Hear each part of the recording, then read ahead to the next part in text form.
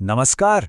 अच्छा, competitive exams की तैयारी में एक सवाल है जो हमेशा हमेशा परेशान करता है कि भाई इतना सब कुछ है पढ़ने को, तो आखिर पढ़ें क्या और छोड़ें क्या।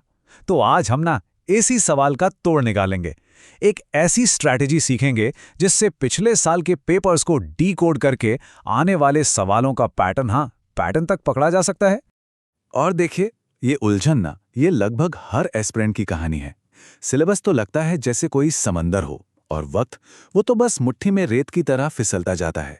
मतलब समझ ही नहीं आता कि गोता लगाएं तो लगाएं कहां से।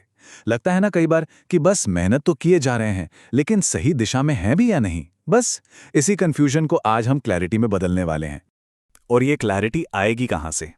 इसका रास्ता पता है, इस एक सोच से शुरू होता है। देखिए, एक बात तो साफ है, सिलेक्शन सिर्फ हार्डवर्क से नहीं होता। अरे हार्डवर्क तो सब कर रहे हैं, सिलेक्शन होता है स्मार्ट वर्क से। तो आज हम जानेंगे कि इस हार्ड वर्क को स्मार्ट वर्क में बदलने का वो कोड क्या है। तो सवाल उठता है, ये स्मार्ट वर्क है क्या चीज? इसका सीक्रेट, इसका राज छुपा है डेटा में। हाँ, कॉम्पिटिटिव एग्जाम्स की दुनिया में डेटा ही सब कुछ है, डेटा ही पावर है। और सबसे बड़ा गोल्ड माइन, सबसे कीमती डेटा सेट, वो हैं पिछले सालों के क्वेश्चन पेपर्स। इन्हें सिर्फ सॉल्व नहीं करना है, नहीं, इन्हें तो एक डेटा साइंटिस्ट की नजर से डाइसेक्ट करना है, एनालाइज करना है। तो चलिए फिर इस डेटा गोल्ड माइन में थोड़ा और गहरा उतरते हैं। अब हम ये जानेंगे कि पास्ट पेपर्स को एनालाइज करने का आखिर सही तरीका है क्या। मतलब सिर्फ सवाल जवाब से कहीं आगे बढ़कर पेपर सेट करने वाले के दिमाग को पढ़ने तक का सफर। ठीक है, तो ये है हमारा सिंपल सा 4 स्टेप एनालिसिस फ्रेमवर्क। सबसे पहले स्टेप 1, कलेक्ट, यानी पिछले कम से कम 7 से 10 साल के पेपर्स इकट्ठे करने हैं। चाहे तैयारी एसएससी की हो, बैंकिंग की या यूपीएससी की। हर एग्जाम का ना अपना एक डीएनए होता है, एक पैटर्न होता है। और ये तो सीधा सा हिसाब है, जितना बड़ा डेटा सेट उतना ही शार्प हमारे एनालिसिस होगा। इसके बाद आता है स्टेप 2 और 3, क्लासिफाई और काउंट। कुछ नहीं, एक सिंपल सी एक्सेल शीट या फिर एक नोटबुक उठानी है और बस हर सब्जेक्ट के हर टॉपिक से पिछले 10 सालों में कितने सवाल आए हैं ये गिनना है। फॉर एग्जाम्पल, मान लीजिए क्वांट में परसेंटेज से 10 साल में 7 सवाल आ गए, तो ये क्या हुआ? High priority topic. और वहीं हिस्ट्री के किसी टॉपिक से सिर्फ 2 ही सवाल आए, तो वो हो गया लो प्रायोरिटी। बस स्मार्ट स्टडी का पहला कदम यही है, ये जानना कि फोकस आखिर करना कहां है। और हमारा आखिरी स्टेप, स्टेप 4, मैप। अब जो डेटा इकट्ठा किया है उसे मैप करना है। हमें यह देखना है कि मार्क्स का फ्लो वो आ कहां से रहा है, वो कौन से टॉपिक्स हैं जो हर साल कंसिस्टेंटली मार्क्स दिलाते हैं। एक बात गांठ बांध लेनी है, हाई वेटेज और हाई फ्रीक्वेंसी का कॉम्बिनेशन यही है सिलेक्शन बूस्टर। सारी एनर्जी सबसे ज्यादा यहीं लगानी है। लेकिन रुकिए, एनालिसिस सिर्फ टॉपिक गिनने तक ही नहीं है, हमें ट्रेंड्स भी पकड़ने हैं। खुद से ये सवाल पूछने होंगे, क्या एग्जाम का डिफिकल्टी लेवल बढ़ रहा है?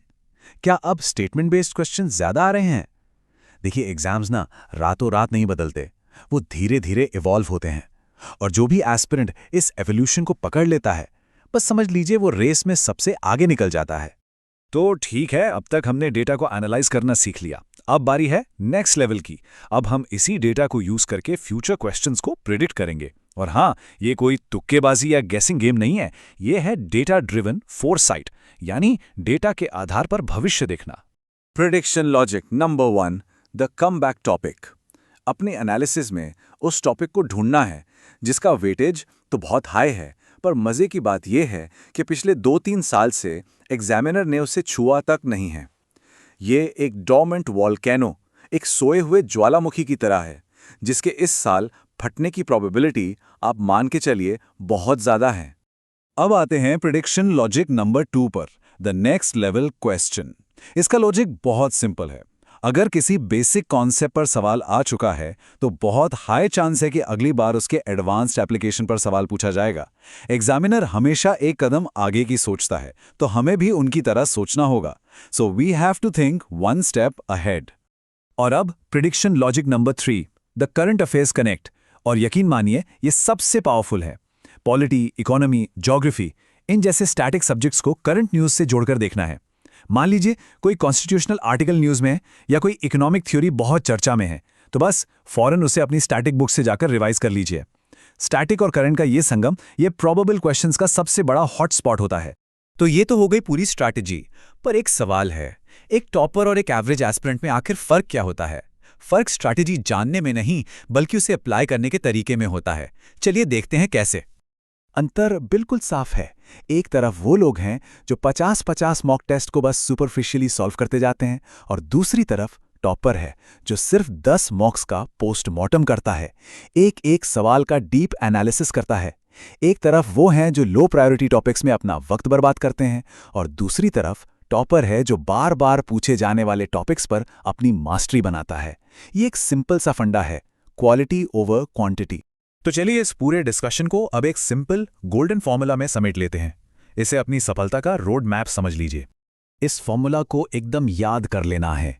Collect, classify, count, analyse, predict और फिर आखिर में प्रैक्टिस। बस ये 6 स्टेप्स हैं। ये एक सिस्टमैटिक प्रोसेस है जो मेहनत करने वाली भीड़ से निकालकर स्मार्ट वर्क करने वालों की एलीट लिस्ट में शामिल कर देगी। तो आखिर में बस एक ही बात कहनी है, सिर्फ पढ़ना नहीं है, डिकोड करना है। सिर्फ सॉल्व नहीं करना है, डाइसेक्ट करना है। जिस दिन एग्जाम के पैटर्न को क्रैक कर लिया ना, उस दिन एग्जाम मुश्किल नहीं बल्कि एक प्रेडिक्टेबल गेम बन जाएगा। तो पैटर्न को डिकोड कीजिए और सिलेक्शन को कमांड कीजिए।